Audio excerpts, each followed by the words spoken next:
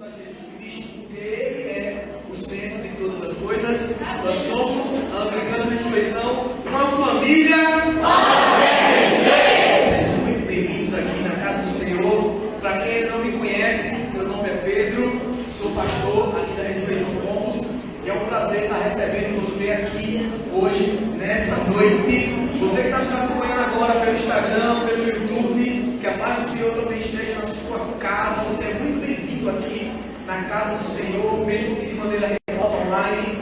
Clica no aviãozinho, compartilha essa live, compartilha essa mensagem com outras pessoas, para que mais pessoas possam ser abençoadas. Eu convido a igreja a abrir a sua Bíblia lá no livro de Provérbios. Provérbios 23, apenas o versículo 7. Irmão, se tiver que computar na versão Almeida, eu vou ler na versão Almeida, tá? Provérbios 23, apenas o versículo 7. Provérbios 23, versículo 7. O tema da nossa mensagem hoje, nessa noite, é: mude sua visão. Mude a sua visão. Algo que é tão necessário na nossa vida muitas vezes é mudar a forma que a gente enxerga as coisas. Muitas vezes você está olhando para o seu problema, para a sua dificuldade de uma maneira errada, e talvez isso está fazendo com que você não consiga vencer, não consiga superar essa dificuldade ou esse problema, justamente porque a sua visão está desajustada. O foco da sua vida está olhando da maneira errada.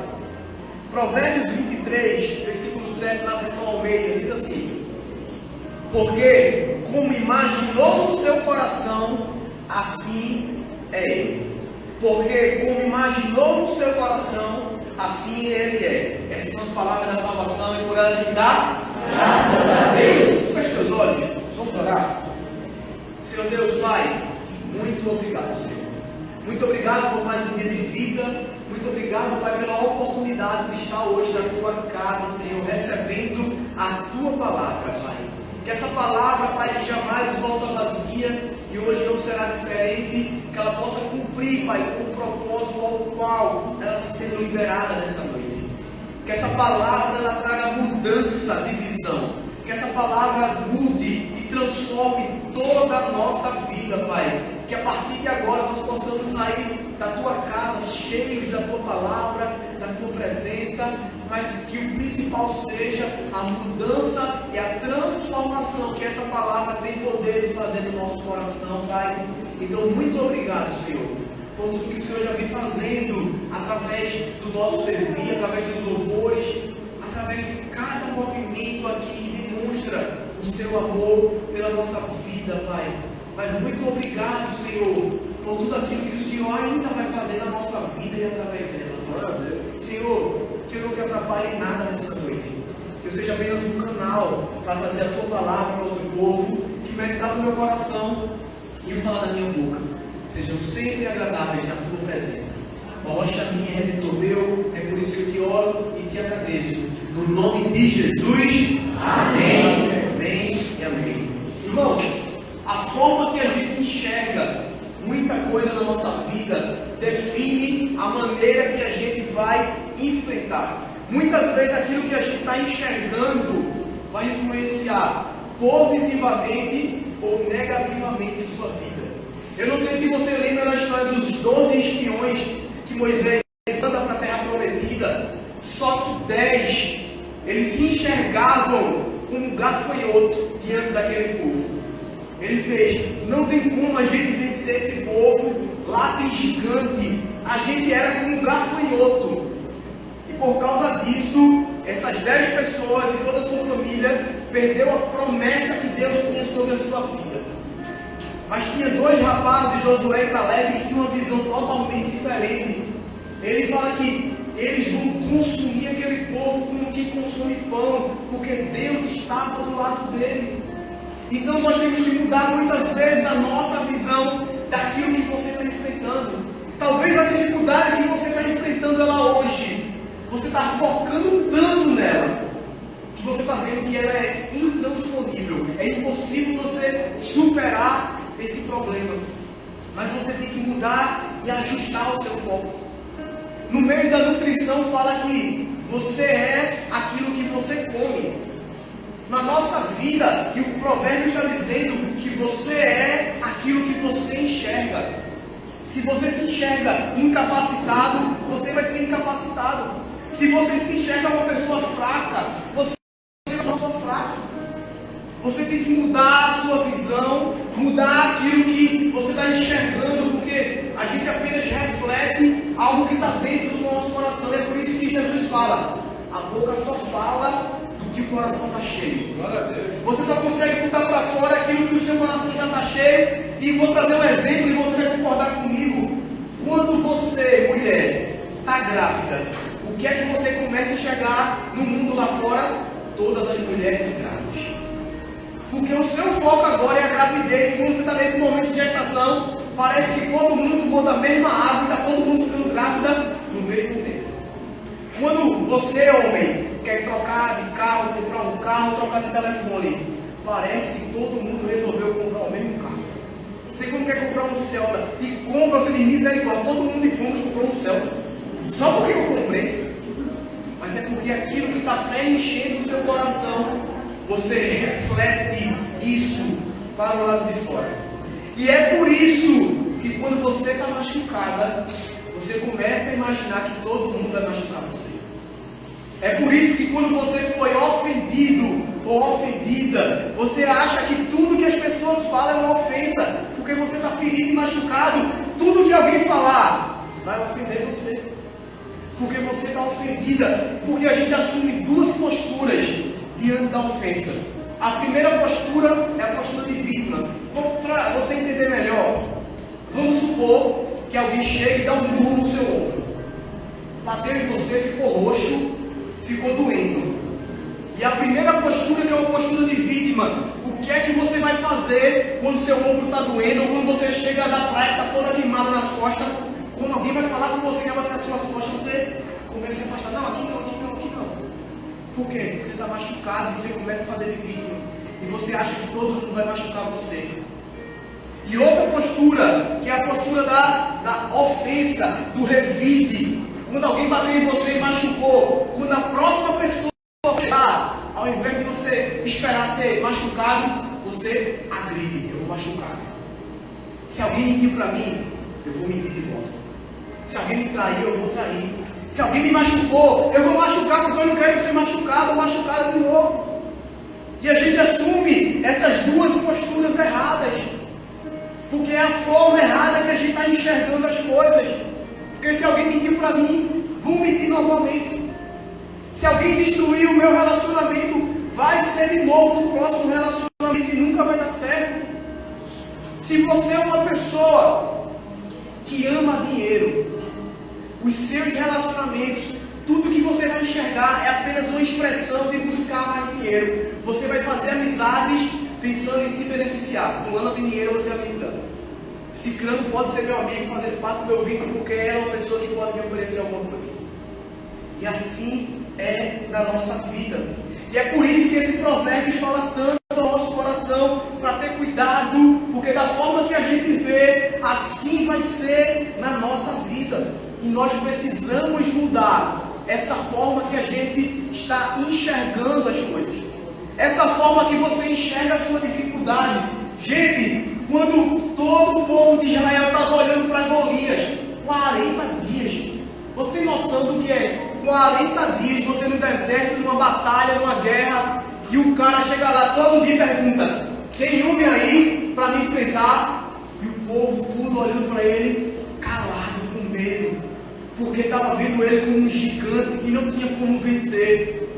Mas quando chega Davi chega aqui de uma forma totalmente diferente. Davi, em momento nenhum, enxerga Golias como um gigante. Você vai ver Davi chamando Golias de incircunciso. Davi fala: quem é esse incircunciso que está desafiando o Deus de Israel? Quem é esse cara que é louco, que está desafiando o Senhor dos Exércitos? Esse cara é doido, só pode ser. Davi pequenininho, o cara era gigante, velho. Mas a forma que ele enxergava os desafios mudava toda a forma de lidar na sua vida. E assim é na nossa vida. Mateus capítulo 6, versículo 22 e 23 diz assim: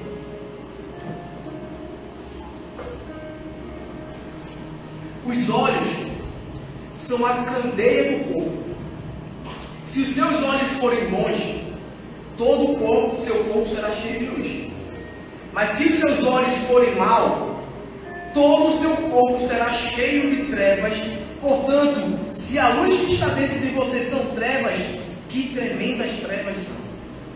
A Bíblia está falando que os seus olhos é a candeia que ilumina todo o seu corpo. Se os seus olhos só conseguem enxergar a dificuldade, a sua vida vai ser uma eterna dificuldade. Mas se seus olhos conseguem ver coisas boas, a sua vida vai ser uma vida de luz, de mudança, de transformação. Então nós precisamos ajustar o foco da nossa vida e ter cuidado como a gente está enxergando as coisas, porque isso vai afetar diretamente a forma que a gente está vivendo.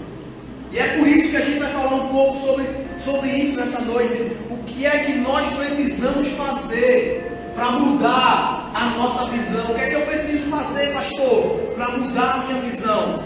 Primeiro ponto, veja que ponto interessante. Não queira ser outra pessoa. Não queira ser outra pessoa. Olha para essa pessoa que está do teu lado. Aproveita e diz para ela: cuida da tua vida, bênção. Olha para outra pessoa e diz: cuida da tua vida, bênção. Uma coisa fundamental na nossa vida é não querer viver a vida das outras pessoas. Nós precisamos viver a nossa própria vida. Nós precisamos focar na nossa vida, porque o grande problema das pessoas que olham a vida dos outros demais, você vive uma vida de aparência, uma vida de hipocrisia. Você fala uma coisa e faz outra totalmente diferente. Glória a Deus. Você começa a querer mudar as pessoas, começa a criticar as pessoas, mas eu sempre falo: seja você a mudança que você espera no outro. Quer uma mudança no seu casamento? Quer que sua esposa mude? Seu marido mude? Mude primeiro você. Você é responsável pela sua mudança e não pela mudança dele ou dela. Se você quer ver uma mudança na sua casa, com seus pais, mude você. Com os seus filhos, mude você primeiro. Seja você primeiro a mudança que você espera nos outros. Olhe menos para a vida das pessoas e comece a olhar mais para quem você é. Um dos grandes problemas, e Jesus e Deus fala sobre isso lá no 10º mandamento, para a gente não cobiçar, não só a mulher do próximo, o homem, mas nem a terra, nem os animais, nada que seja do outro. A cobiça é um mal que tem invadido a nossa vida. E o nosso coração está tão cheio de cobiça, e talvez na tua mente já passou algumas frases de cobiça no teu coração. Veja se você não já pensou isso. Se eu tivesse isso, eu já estaria parando. Se eu tivesse um emprego melhor, eu já estaria tal coisa. Se eu tivesse aquilo, eu seria assim. Se eu não nascesse assim, eu já ia ter conquistado tal coisa. E a cobiça, ela vai entrando no nosso coração e a gente nem percebe. E o celular, ela é uma fonte de cobiça para mim e para você. Porque você começa, daqui da sua casa de Pomos, você começa a olhar para a vida de Neymar. Você, Neymar tem isso e eu não tenho nada. Como é que pode? Se eu tivesse isso, eu já estaria assim. Você começa a olhar aquela pessoa que você não gosta nas férias na Maldivas. Você, misericórdia, eu não saio de Pomos nas minhas férias. Eu muito mal tenho férias, porque em casa o menino não com férias. E você olhando aquela pessoa. Talvez você está olhando aquela mulher 6 meses, barriguinha chapada, e você numa luta para emagrecer. Ela teve menina e está com a barriguinha chapada. Como é que pode isso? Você começa a olhar, fulano fez uma festa maravilhosa, a mim nem bolo teve. E você começa a cobiçar. Você começa a querer ser outras pessoas, porque a grama do vizinho, ela é sempre mais verde do que a nossa.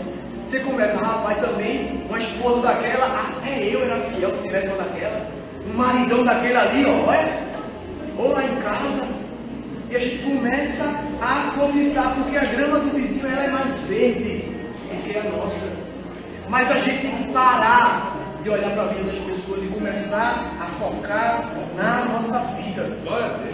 Você foi focado, chamado para ser quem você é. Deus, Ele chamou você, não chamou outra pessoa não. E é por isso que a gente vê na Bíblia que a armadura de Saul não dava em Davi. Não adiantava Davi querer usar a armadura de Saul, porque ele não sabia lutar de armadura. Ele não sabia usar a espada. Ele usava badoque. Se ele fosse de espada, ele ia morrer.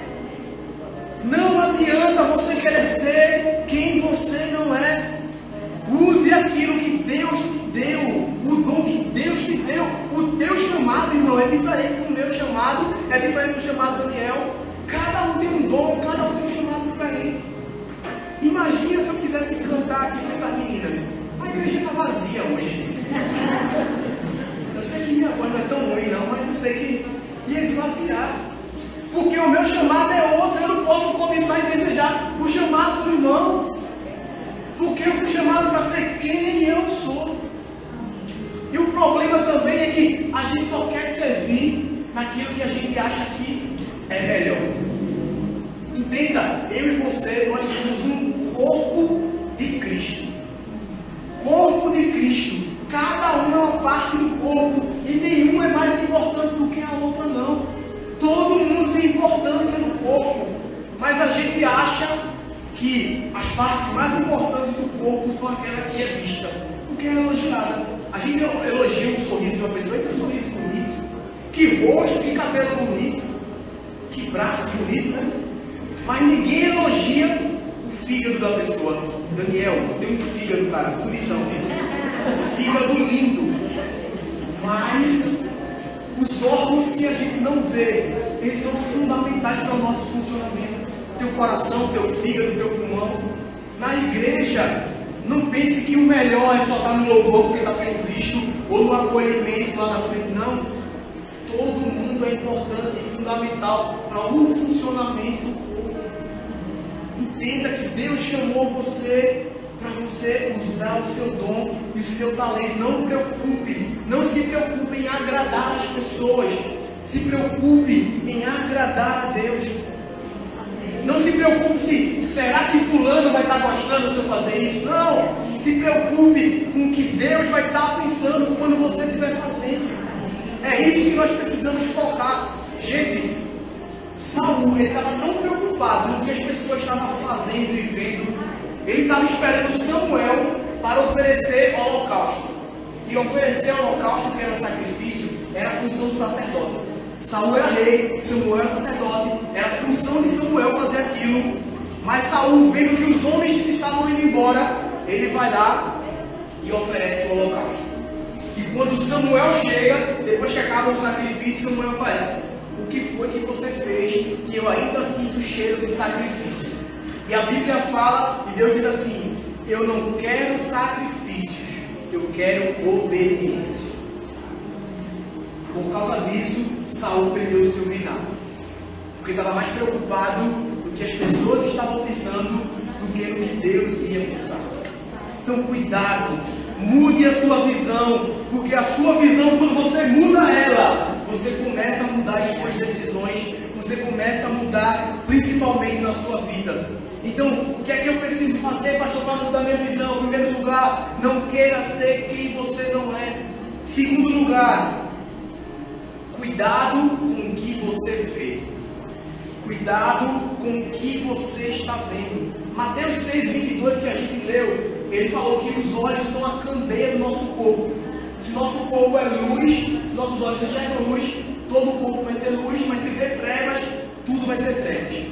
É tão importante isso que a gente está enxergando, gente, que Jó, em determinado momento da sua vida, ele diz assim: eu fiz um pacto com os meus olhos para que eu não pecasse contra Deus.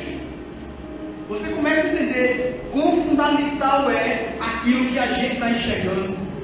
Talvez você foi uma pessoa que sofreu mais do que outras durante a pandemia, porque você só estava enxergando notícia ruim. Você só estava assistindo os noticiários, o que as pessoas estavam falando, o que é que você estava recebendo no zap. Só medo, só caos, só destruição. E talvez você ficou em crise de ansiedade, crise de depressão, porque aquilo que você estava enxergando estava apenas alimentando ainda mais algo que estava trazendo trevas para o seu corpo, algo que estava trazendo coisa ruim para você. Então cuidado com o que você se alimenta. Tem tanto filme ruim que você está assistindo, tanta novela, tanta série, e você levando para sua casa, levando para sua vida, levando para sua família, e cada vez mais isso vai ganhando espaço no seu coração, e você começa a achar isso natural. Porque eu sempre falo, se a gente olhar um relacionamento de 50 anos atrás, onde era difícil o homem pegar na mão da namorada, hoje em dia os namorados estão dormindo na mesma cama.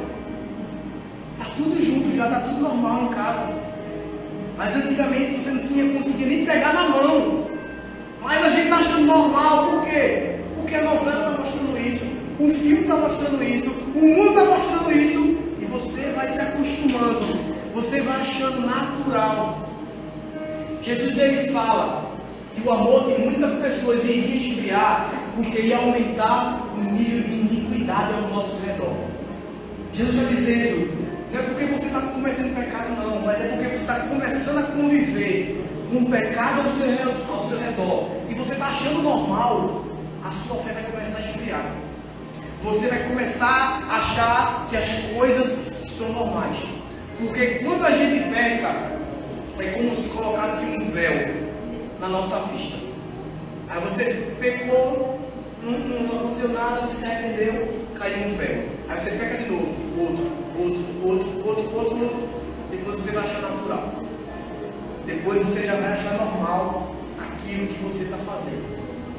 Porque aquilo que você está vendo influencia diretamente na forma que você está vivendo hoje. Tem uma passagem na Bíblia, lá em Gênesis 30, 37, eu não vou ler. Mas assim, Jacó, para ele poder ganhar mais de rebanho do que seu tio Labão, ele pega uns gravetos, começa a fazer umas listras brancas no graveto, e ele começa a botar na frente do rebanho, quando o rebanho está bebendo água, e quando o rebanho está acasalando lá. E aí os filhotes daqueles animais começam a nascer listrados, só porque eles estavam vendo galhos listrados na frente dele. Veja que coisa interessante, o poder daquilo que você está enxergando e observando. Muito cuidado com aquilo que você está trazendo para a sua vida, muito cuidado com aquilo que você está normalizando, porque pode estar trazendo destruição para você. Eu sempre uso o exemplo de Davi. A Bíblia fala que na primavera era para todos os reis irem para a batalha, mas Davi decide ficar em casa porque achou normal. Para que ir para a batalha? Meu exército é forte, eu vou ficar no palácio. E ele fica no palácio e ele adultera com Betseba e começa a dar tudo errado na vida de Davi, porque ele normalizou as coisas. Então mude a sua visão, para que sua vida possa começar a mudar também. Mude, não queira ser quem você não é. Cuidado com aquilo que você está vendo e enxergando. E por fim, em terceiro lugar, veja as coisas com a perspectiva de Deus. Comece a enxergar as coisas como Deus consegue enxergar. O interessante é que a Bíblia fala quando Deus foi escolher Davi, e ele fala para Samuel: Samuel, vocês apenas enxergam o exterior das pessoas, eu enxergo o coração, eu enxergo o interior. Porque quando Samuel chega na casa dos irmãos de Davi, quando ele vê Abinadab, que era o primeiro filho de Jessé, cara grandão, muito alto, bonitão, ele falou: chega, o novo rei é esse cara, velho. Tem que ser esse cara mesmo. E a gente conhece a história, não era nenhum dos 6 irmãos de Davi. Por fim, Davi, o pequenininho franzino, era ele que Deus tinha escolhido e separado. É justamente por isso que Jesus fala dos fariseus: vocês são sepulcro caiado. O que é sepulcro caiado? São as covas, toda na cerâmica, num azulejozinho bonitinha, mas por dentro está com podridão, com osso, só morte. Jesus está dizendo que os fariseus eram assim por fora, uma aparência de beleza, mas por dentro era tudo sujo, tudo podre, tudo hipócrita. Não olhe para os seus problemas com os seus olhos. Comece a enxergar com as lentes de Deus o problema que você está enfrentando. Mude a ótica. Pare de olhar para o seu problema para ver uma destruição na sua vida. Comece a olhar e comece a ver: Deus, o que é que eu preciso aprender com essa dificuldade? O que é que eu preciso entender com isso que eu estou passando? É uma dificuldade financeira? Talvez Deus está querendo te ensinar a você controlar melhor suas finanças, para você não sofrer de novo lá na frente. É um problema no seu relacionamento? Talvez Deus quer te ensinar a cuidar melhor do seu esposo, da sua mulher, para que isso não volte a acontecer. Mude a lente. Pare de olhar para o problema e ver: acabou-se tudo, vou desistir. Não é isso. Deus está querendo te ensinar, mas nós precisamos mudar a nossa lente e colocar a lente de Deus na nossa vida. Tem uma frase de um pastor que é Timothy Keller, que eu acho maravilhosa. Ele diz assim: Deus não te dá aquilo que você pede, Ele te dá aquilo que você pediria se já soubesse o que Ele já sabe. Veja que coisa interessante. Deus, Ele não te dá aquilo que você está pedindo. Deus, Ele te dá aquilo que você pediria se já soubesse o que Ele sabe. Muitas vezes está pedindo para se relacionar com aquela pessoa, mas Deus não vai te dar. E você não entende quando Ele não te dá. Mas talvez você não pediria essa pessoa se você já soubesse o que Deus já sabe. Deus talvez não está te dando esse emprego porque Ele sabe o que é que vai acontecer se Ele te der esse emprego. E se você soubesse o final da história, você não pediria isso. E é isso que Deus está colocando na sua vida hoje, nessa noite. Ele trouxe você aqui nessa noite para você mudar justamente a sua lente, a sua visão, porque Ele quer que você comece a mudar a sua vida a partir daquilo que você vê. Deus sempre tem um propósito maior do que o nosso. Veja o que Hebreus 12, 1 diz. Hebreus capítulo 12, versículo 1, a partir da parte B, diz assim: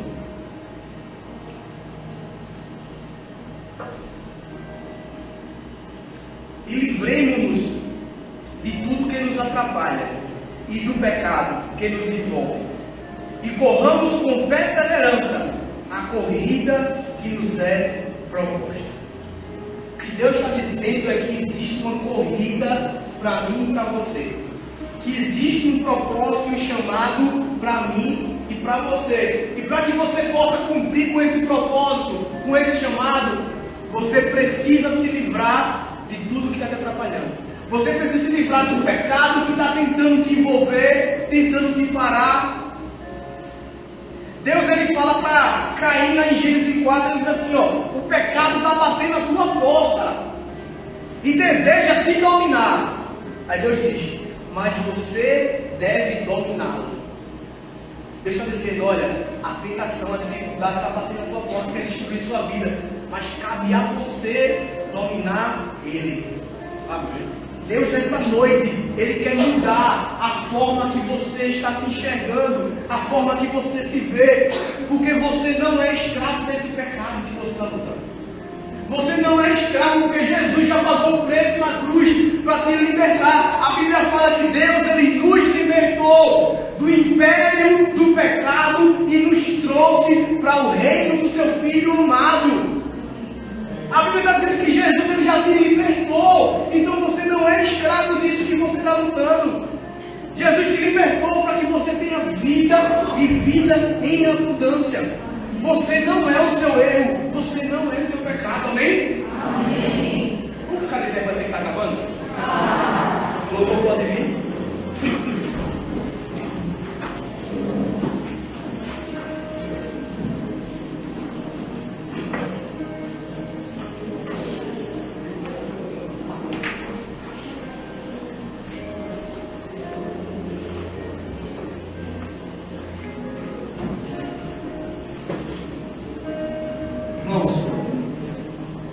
Para poder finalizar, tem sempre algo interessante que Eu gosto de terminar quando eu falo sobre a forma que a gente está se enxergando, a forma que Deus está vendo você.